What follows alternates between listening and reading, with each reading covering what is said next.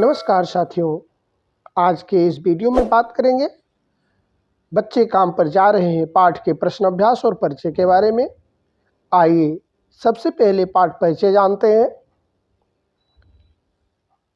प्रस्तुत पाठ राजेश जोशी द्वारा रचित बच्चे काम पर जा रहे हैं नामक कविता में गहरे सामाजिक आर्थिक विडंबना की ओर संकेत किया गया है।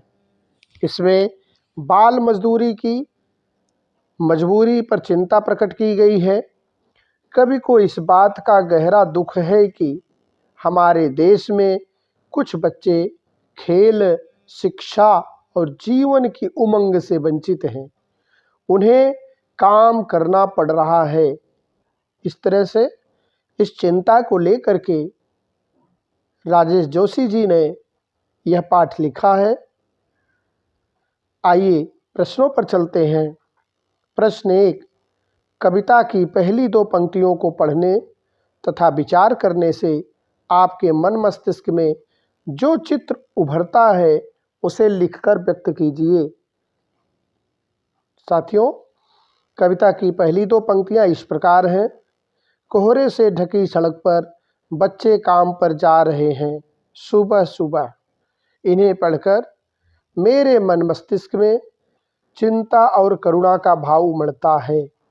करुणा का भाव इस कारण उमड़ता है कि बच्चों की खेलने कूदने की आयु है, किंतु इन्हें भयंकर कोहरे में भी आराम नहीं है। पेट भरने की मजबूरी के कारण ही ठंड में सुबह उठे होंगे और न चाहते हुए भी काम पर चल दिए होंगे। चिंता इसलिए उभरी कि बच्चों की दुर्दशा कब समाप्त होगी, कब समाज बाल मजदूरी से मुक्ति पाएगा। परंतु कोई समाधान न होने के कारण चिंता की गहरी हो गई है। चिंता की गहरी रेखाएं बढ़ती चली गई हैं। इस तरह से दूसरा प्रश्न है, कब क्या मानना है कि बच्चों के काम पर जाने की भयानक बात को विवरण की तरह न लिखकर सवाल के रूप में पूछा जाना चाहिए कि काम पर क्यों जा रहे हैं बच्चे। कवि की दृष्टि में उसे प्रश्न के रूप में क्यों पूछा जाना चाहिए। कवि ने प्रश्न के रूप में पूछे जाने की बात कही है। क्यों प्रश्न के रूप में ही पूछा जाना चाहिए, तो पाठ का उत्तर इस तरह से आप लिखेंगे। कवि की दृष्टि में बच्चों के काम पर जाने की स्थिति को विवरण का वर्णन की तरह लिखा जाना चाहिए, क्योंकि ऐसा वर्णन किसी के मन में भावनात्मक लगाव और संवेदनशीलता नहीं पैदा कर सकता, कुछ सोचने के लिए विवश नहीं कर सकता।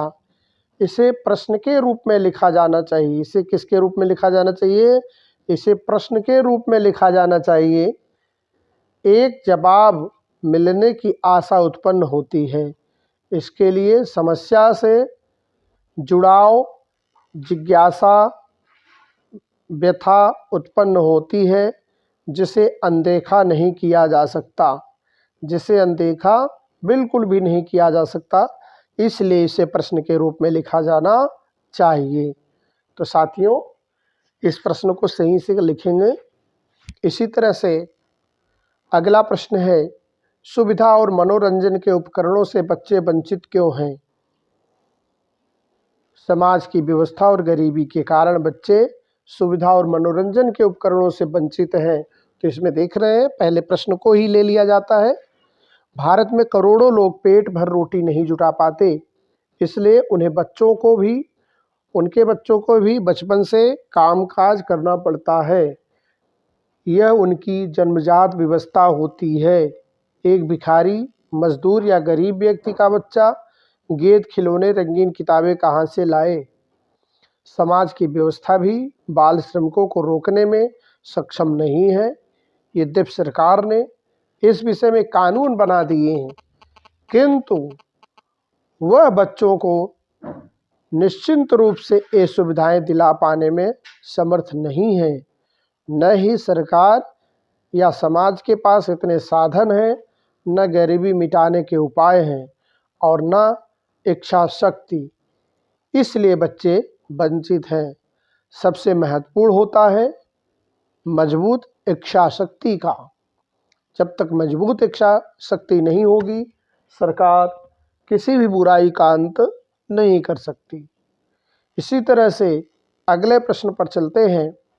अगला प्रश्न जो इस प्रकार से है, दिन प्रतिदिन के जीवन में हर कोई बच्चों को काम पर जाते देख रहा है,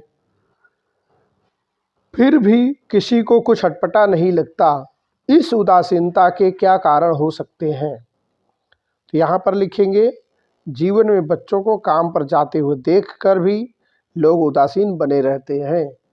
इस उदासीनता के अनेक कारण हो सकते हैं, जैसे लोग इतने संवेदनहीन हो गए हैं कि वे सोचते हैं कि छोड़ो, यह कौन हमारा बच्चा है। अर्थात लोगों के मन में कोई संवेदना नहीं है। लोगों की स्वार्थ भावना इस उदासीनता को बढ़ाती है। वे आर्थिक लाभ कमाने और कम मजदूरी देने के लालच में बच्चों से काम करवाते हैं। बाल श्रम कानून का पालन कराने वाले अधिकारियों द्वारा अपने कर्तव्य का उचित निर्वाह न करना समाज की उदासीनता को बढ़ाता है। 5वां प्रश्न है बच्चों, आपने अपने शहर में बच्चों को कब कब और कहां कहां काम करते हुए देखा है?